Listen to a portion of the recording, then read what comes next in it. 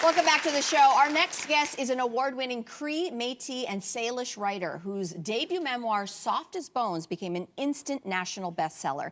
In this poetic work, she shares her experience growing up with a father who was a drug dealer and ultimately sent to prison for sexually abusing her older sister after she testified against him at just 12 years old.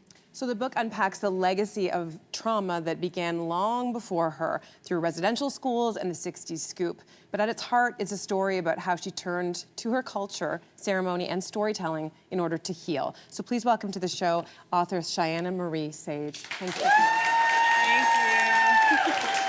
Chyana, welcome to the show. Thank you so much. I wanted to start with the title of the book. What does soft as bones mean? Yeah, so soft as bones is this phrase that kind of came to me one morning. I was just having tea, and this was years before the book was even the book.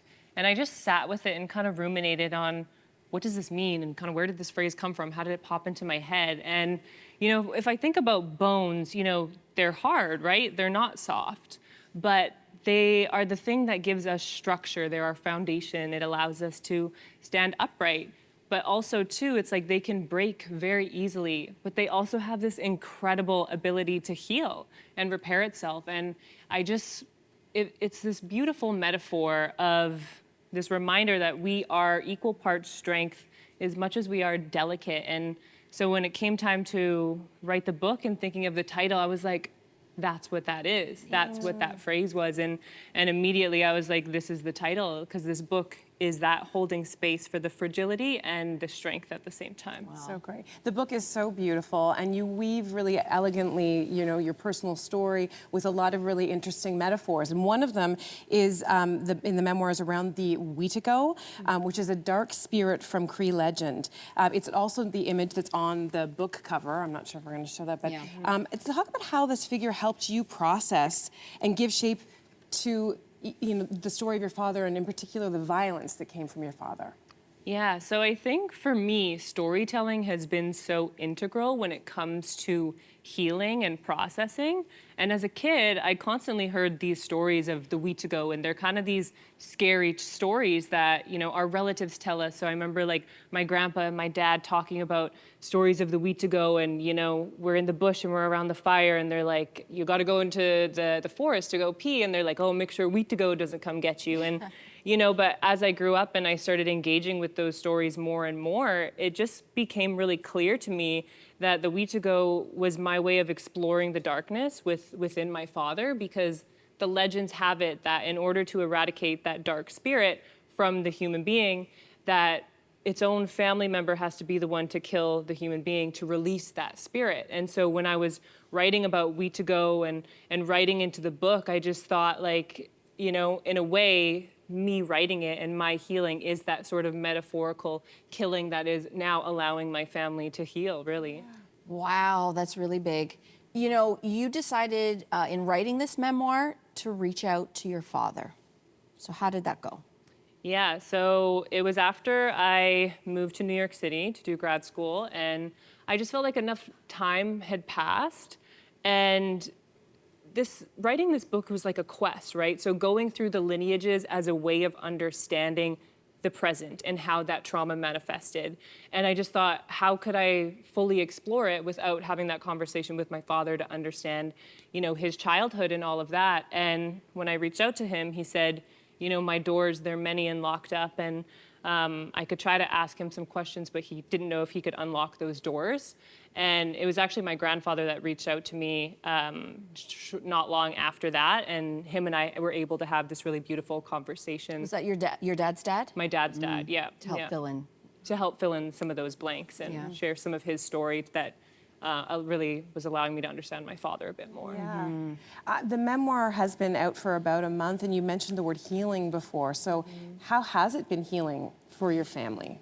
Yeah, I mean, the book and writing the book, it created a space to open up the floor for conversation.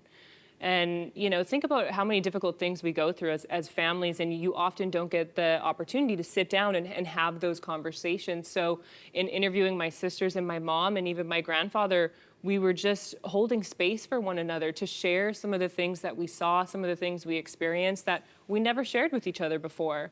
And so this book was really a catalyst for those conversations, because at the core, it was my quest of understanding, and then it also just created this space for all of us to just be really open and vulnerable with each other and release some of those things that were still kind of stuck inside of us. Yeah, it's amazing.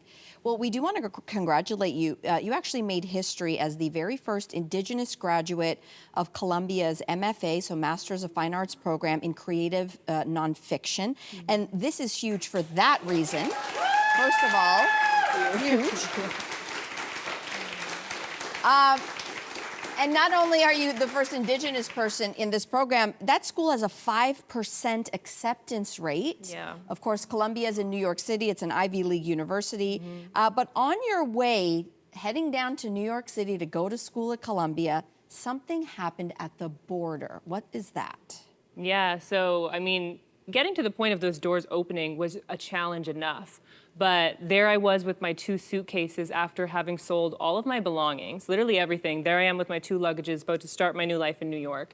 And I was detained for 5 hours by the border police, grilling me about my entire family lineage. They demanded that I had a blood quantum letter because I was supposed to be admitted under the Jay Treaty. And so there I was, you know, changing my whole life and experiencing all of this. And then basically what ended up happening was they refused to admit me under the Jay Treaty, admitted me as an F1 student, but because they did that, I no longer qualified to apply for student loans in the US, which was my whole plan to pay for the tuition. So I had no idea what I was gonna do. Wow. So talk a little bit about the culture shock that you experienced when you were in New York. Yeah, so I mean, the culture of erasure in America in terms of Indigenous people was not something I was expecting, actually. And when I was, you know, with my classmates and bringing my story to the table and all of us workshopping it and discussing it, almost none of them had even heard of the residential schools. They hadn't heard of the 60s scoops. And so there I was, like, educating my peers, like, for the first time about this dark history that exists here in Canada. Unbelievable. Yeah. Okay, so, you know, if you can quickly tell us how you ended up making it in New York, and then what ultimately brought you back to Canada. Yeah, so thankfully, Columbia issued me a private institutional loan, so that helped cover my tuition. And then I got an amazing scholarship from Inspire, so that helped feed me, that helped pay my rent, all of that. It's a great Canadian organization. Amazing, yes. Which, you know, so speaking of Inspire, like, you know, what brought me back? So after I graduated and really hustled and grinded it out every day there, I got a job offer from Inspire to be their content writer and their storyteller now. So now... Beautiful full circle moment. Yeah. That's beautiful. Great. Well, Chyana, thank you so much for being here. The book is incredible, and I want everyone to know that Soft as Bones is out now. And studio audience, good news, you're all going home with your very own copy. Thanks again for being here. Thank you. Thank you for watching, and don't go anywhere. We're going to be right back. Hey, you, come a bit closer. We've got so many more must-see interviews, spicy debates, lifestyle tips, and pop culture moments. So subscribe to our channel by tapping the logo below and don't miss out.